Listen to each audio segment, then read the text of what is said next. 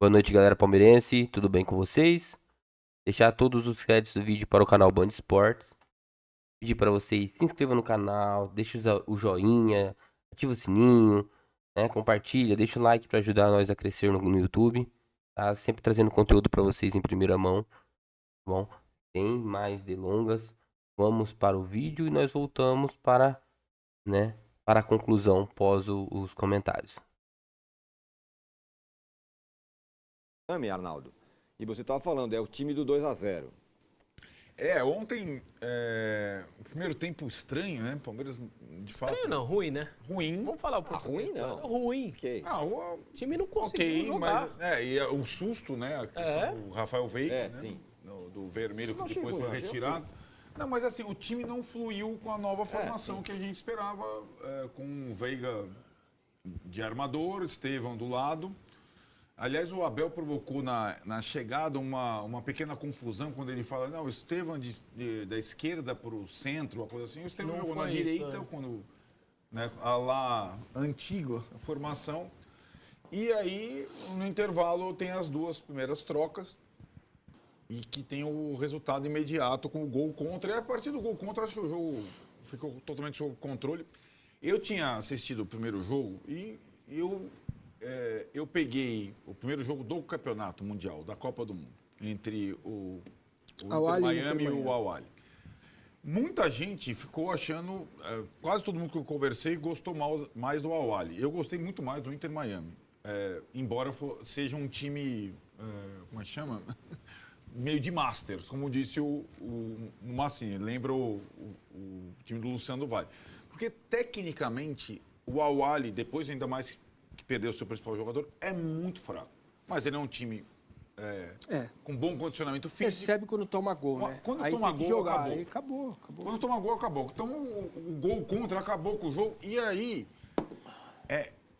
a quantidade de contra-ataques que o Al-Ahly permitia ao Palmeiras era uma coisa... Eu nunca vi isso no futebol recentemente. É uma coisa inacreditável. Tanto que o segundo gol é uma falta a favor do Al-Ahly. Batida de forma bizonha, contra-ataque 3 contra 2. Se a sua empresa ainda usa o WhatsApp Web, o WhatsApp Business para atender os seus clientes, eu te garanto.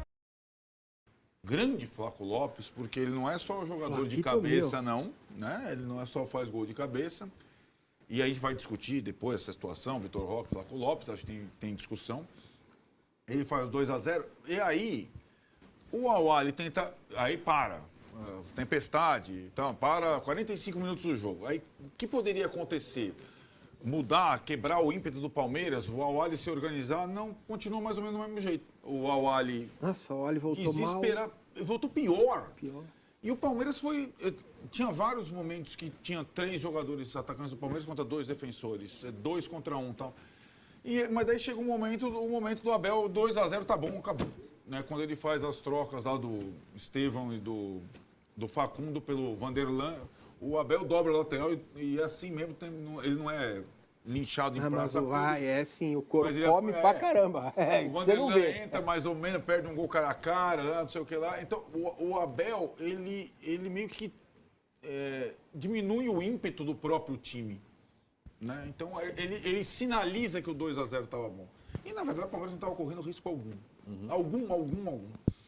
E aí, acho que é o 2-0. Eu fiquei até pensando, Vessone, o Porto não tinha jogado com o Inter Miami ainda. E eu falei, cara, por que não tentar mais gols? Porque talvez o saldo seja um fator, no final das contas, pouco importa, porque o Porto perdeu de virada para o Inter Miami depois, e agora o saldo de gols não é uma coisa que tenha influência, a não ser do Palmeiras, que tem a vantagem sobre o Inter Miami. E vai jogar contra o Inter Miami. Então, tudo bem o 2-0, eu acho que é uma vitória ok. Deu para perceber que o Palmeiras, diferentemente contra o Porto, estava muito pressionado, ele mesmo se pressionava, né, nervoso, e que agora tirou a vitória obrigatória das costas e vai jogar para ser primeiro do grupo. Antes do Massa... Foi um contra-ataque lindão. Antes do Massa falar... Mas perceba... era grande uma mérito falta a do favor. Flávio Lopes, né? Era uma falta a favor. Falta a favor. Antes do Massa falar, eu não tenho o futebol como uma questão só física e tática e tal. Sempre, para mim, tem muito lance da cabeça e do psicológico. E eu nunca me esqueço da frase do Abel. O Palmeiras classifica na Libertadores, pandemia, contra o River Plate. Dá 3-0 lá na Argentina. E mesmo jogando contra 10, o Palmeiras tomou um amasso do River Plate, toma 2-0, 2 pênaltis retirados, enfim, um gol anulado e tal. E aí ele disse na coletiva, o meu time travou a cabeça. Não conseguiu jogar. E aquilo ficou muito comigo, assim, né? O diagnóstico dele foi que o time travou. E ontem, pra mim, o que pareceu isso era isso. O primeiro tempo era um Palmeiras nervoso. O Palmeiras não conseguia jogar por conta daquele lance da obrigação. É como se fosse a semifinal da Copa do Mundial de Clubes normal lá no final do ano. Que você entra nervoso, a obrigação é sua, você não consegue jogar, a sua perna, a sua parte tática vai embora, a sua parte física vai embora, a sua parte técnica mais ainda, porque você não consegue jogar. O que o Palmeiras começou a fazer? Bater. E era carrinho pra cá, era empurrão pra lá, e era não sei o quê, aí o Veiga flerta com a expulsão, chega a tomar, o VAR retira. Mas aí passou um minuto depois daquele lance, acho que foi o Giai dá também. Eu também. Foi pior do que a do Rafael. E o Rios também deu. Era um open bar de entrada, mas aquilo era a cabeça, o time não conseguia jogar. Quando sai na volta do segundo tempo o gol contra, acabou. Peraí, ufa, vamos jogar. E aí acabou, filho. Aí o outro time é muito pior que você. Você tem trabalho, tem consistência, você joga e faz o segundo. E se precisasse fazer um terceiro, se era o saldo, teria feito e tudo mais. Mas para mim ficou claro que a cabeça, pela obrigação de ganhar, como acontece na semifinal quando é Copa do Mundo no final do ano, o time não conseguia jogar. E trocou todo o futebol por querer uma entrada, um carrinho, não sei o quê, e não conseguia jogar. E aí quem pagou um pouco o pato com isso foi o Veiga e o Vitor tendo que sair no intervalo. Eu acho que se sai o gol, do mesmo jeito, com o Veiga e o Vitor Roque ia jogar muito o segundo tempo. Pois é. Com aquele monte de espaço, a velocidade dele, o monte de contra-ataque, também. para ele ia ser um jogo maravilhoso. Só que os dois acabaram pagando o pato no intervalo. É óbvio que você não tem como controlar, você não sabe que ia sair o gol com 5 minutos. Então, o treinador tem que fazer a decisão dele na hora do intervalo. Mas o jogo no Vitor Roque talvez teria sido melhor para ele com espaço do que o Flaco. Para mim, a explicação foi muito mais cabeça do que bola no pé. Pôr o Massa na conversa aqui, mas vamos só colocar na tela os números do Vitor Roque e do Flaco Lopes, que essa é a grande discussão do Palmeiras.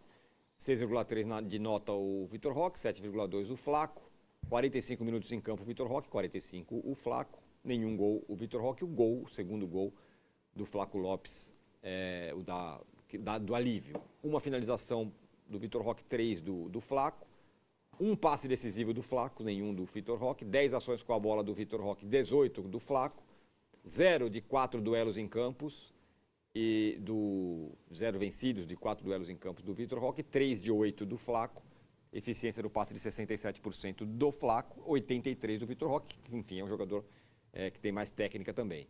Mas, para além desse papo aí, do Vitor Roque e Flaco Lopes, que é bom tratar também, tem esse ponto do Vessone, da cabeça. Precisava ficar nervoso e tal, porque ganhou. No fim das contas, eu nem achei que foi tão difícil como tem gente falando. Então, eu não percebi isso. A percepção do Vessa, do Arnaldo, para mim, passou batido. Porque se tem tanta confiança no cabeça fria, coração quente, né? Esse time já deu tanta amostra, tantos exemplos de que ele persevera e reage, consegue, que eu não fui por esse lado na minha análise. Eu acho que o calor teve uma influência, o Palmeiras não marcou alto, o Palmeiras recuou, marcou baixo, esperou a Wally. Eu acho que tem algumas questões táticas que definitivamente o Abel precisa repensar. Uma delas é escalar o Rafael Veiga, e entender por que joga o Maurício. E o Maurício joga mal no primeiro jogo e troca o Veiga, e o Veiga começa mal no segundo jogo. Eles são ruins tecnicamente? Não são. É um problema de sistema, é um problema de jeito de jogar. O Vitor Roque está nessa onda aí. O Vitor Roque vai ser dizimado se o Palmeiras não começar a trabalhar jogadas para que ele possa defini-las, certo? A parte Vitor Roque. Então, começa o jogo. O Awali percebe que o Palmeiras não vai marcar alto, vai marcar o Palmeiras. O Palmeiras acertou uma miserável saída de bola, que foi um passe do Gomes, do Giai para o Veiga, que veio para a entrada da área, né? Para a lateral, da linha lateral. Ele pega a bola com o pé esquerdo e põe o Estevão, e o Estevão perde a única chance que o Palmeiras criou no primeiro tempo, com 17 minutos, 1-0. Talvez se fizesse ali, esta perspectiva de vocês mudasse diante do nervosismo e tal, que eu, sinceramente, não senti. Não é porque era o Awali ou porque era o Mundial. O time estava nervoso, talvez, porque não estava jogando nada, certo? No lance do Veiga ali, eu morri uma vez, né? De medo. Morri. Não, mas a hora que eu vi, eu falei, bom, vai voltar, gente. Ah, sim. Não deveria ser. Até ele decidir que vai Mas o voltar. árbitro inglês normalmente sim. volta. Não, mas, Não, então, aí- mas aí que tá. Isso é um ótimo ponto. Parênteses rápido. É um árbitro inglês, assim como um árbitro brasileiro, num torneio FIFA. É outro tipo de... Na Premier League, raramente um lance de decisão do árbitro no campo, o VAR interfere. Mas isso é o árbitro apitando na Premier League. Né? O VAR, na Copa do Mundo de Clubes, atua de uma forma que não é a da Premier League. Possivelmente, na Premier League, esse mesmo árbitro, se ele entendesse que era lance para vermelho, ninguém ia chamá-lo, porque a autonomia da decisão de campo é praticamente toda, em praticamente todos os lances. Mas isso é na Premier League, não é na Copa do Mundo. Bom, aí, cara, o jogo fica daquele jeito, tenso, nervoso, o Palmeiras não controla, não domina, o Awali também não chega, não tivemos. Qual defesa o Everton fez no jogo? Nenhuma. Uma, né? Que É isso, ainda no segundo tempo já estava 1-0, né? E aí vai para o intervalo e o Abel, pela primeira vez em 5 anos, muda 2 jogadores no intervalo. Ele não faz isso. E ele foi, inclusive, na conversa que teve com os auxiliares, desaconselhado a fazer isso. Ah, é? Sim, mas ele tomou a decisão de tirar o Veiga e o Vitor Roque. Pelos auxiliares não trocaria. Não trocaria, esperaria os 15 minutos de praxe, porque o Abel... Também pode fazer isso, viu? O quê? Tem técnico que não é perdoado por não. O Abel raramente troca no intervalo. Não, foi a primeira vez. E ele disse na coletiva, eu não faço isso. Eu não faço isso. Não faço porque pode parecer um desrespeito com os jogadores ou até algo que pese para a minha estratégia de jogo. Eu prefiro que foi tentar, equivocada. Corrigir. Então, só que se fosse em pontos corridos, ele ia esperar 15 minutos. Ali, não tinha que fazer o gol. Você fala da rapidez do torneio, rapidez do As torneio. decisões têm que ser muito mais Quero rápidas. ouvir ele.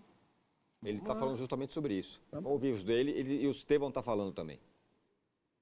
A gente sabia da dificuldade do jogo, um adversário muito qualificado, um calor intenso no primeiro tempo, mas a gente pôs nosso jogo, a gente seguiu a estratégia do treinador, então acho que a gente foi bem efetivo nisso e no segundo tempo conseguimos voltar do intervalo, ter eficiência, fazer os 2 gols que precisava. E quanto à parada, nosso time manteve o foco, concentração.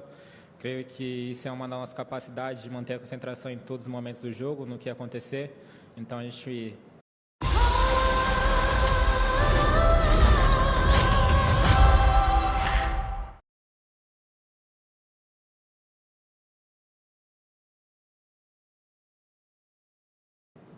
continuou concentrado para tudo que viesse e a gente voltou bem concentrado e conseguiu segurar o resultado. Eu não tirei nem o Roque, nem o Veiga por achar que estavam a jogar pior ou melhor que os outros todos. Claro que me assustei quando vi o lance do Veiga, disse vou ter que passar para o plano B agora, com este calor vai ser difícil. Felizmente o VAR conseguiu corrigir, portanto não foi um jogo tão bem jogado, mas o resultado foi muito melhor do que o jogo anterior, resumidamente, respondendo à tua pergunta. Não, pelo clima, é verdade que eu não gosto muito de fazer, a não ser que o jogador esteja mesmo muito mal. Eu não gosto de tirar, eu acho que nunca tirei jogadores na primeira parte. Eu acho que isso é, entre aspas, uma falta de respeito para com o jogador e pela mesma, porque foste tu que apostaste nele no início, é quase como dizeres, bem, aquilo que eu fiz não está correto. mas nunca me aconteceu e hoje não foi por, como eu disse ao teu colega, não foi por estar a jogar mal nem bem, porque eu acho que naquele período estávamos mais ou menos todos iguais. Era para refrescar a equipa e como eu te disse ontem aqui, eu disse-vos isso, não vos posso dizer tudo, mas que ia jogar no lado estratégico com o clima. Agora é recuperar, preparar o próximo jogo e não pensar em nada. É jogar para ganhar é o que nós vamos fazer. Não consigo, neste momento, perspectivar, pensar no jogo, a pensar no score que temos que fazer para... Não, primeiro temos que fazer bem feitas coisas simples e ganhar o nosso jogo. Depois é ver o que é que vai acontecer. Tá aí, ele estava falando justamente sobre a Depois não vamos ver troca. o que vai acontecer. Isso é Abel Ferreira, cara. Não, mas ele estava falando sobre a questão da Sim, não troca. tá tudo aí, cara. Primeiro, explicitar o erro dele na montagem do time por primeiro tempo. Ele não queria fazer isso publicamente. E segundo, é um desrespeito aos jogadores, na visão dele. Eles têm um pensamento, cara, que é difícil, muito difícil, às vezes, para o torcedor brasileiro. Bom, galera, o pós-jogo é esse. Eu vou falar bem a verdade pra vocês. Hoje, o forte do Palmeiras, né? Ele é a bola parada, é a falta, é o cruzamento para a área. Então eu acho que não é o caso do Vitor Roque continuar sendo titular, ao meu ponto de vista. Por quê? Porque mexer na estratégia de um time que está dando certo no meio de um campeonato dessa importância, entendeu? Pode ser que abala todo o contexto, tipo, abala o elenco, abala todos os jogadores, tipo, é drástico. O Palmeiras vem jogando assim já há um tempo e tá funcionando, tá dando certo. As bolas de cruzamento, os cruzamentos para área, as bolas paradas são o forte do Palmeiras. E o Flaco Lopes se encaixa perfeitamente nisso. Agora, se for olhar o ponto de vista desse comentarista e mudar todo o ataque do Palmeiras só para poder servir o Vitor Roque, que é um cara que não vem jogando bem, não vem finalizando, não vem fazendo gol, não sei se é o caso, né? Mas vamos ver o que o técnico Abel Ferreira vai fazer. E sobre o Inter de Miami, né? O Messi deu uma entrevista e falou que eles têm recursos, eles têm as armas deles. E realmente, né? Quem já viu o Messi jogar sabe que ele é decisivo. Ele precisa de uma bola, ele precisa de uma oportunidade. Então, por mais que o Inter de Miami seja um time fraco, eles não estão sozinhos, né? Eles têm um gênio do futebol ali com eles.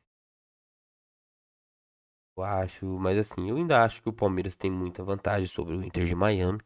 E eu acho muito provável o Palmeiras vencer o Inter de Miami. Eu acho que o Palmeiras aí leva esse jogo. Né? E assim, vamos torcer, né? Pro nosso Verdão. Nosso amado Verdão. Fazer um excelente jogo contra o Inter de Miami e sair vitorioso. Então é isso, galera. Vou pedir para vocês deixar o like, se inscrever no canal, ativar o sininho. Qualquer sugestões, responda aos comentários. Qualquer dica, estou aberto a dicas, né? E até o próximo vídeo. Valeu e muito obrigado pela atenção de todos.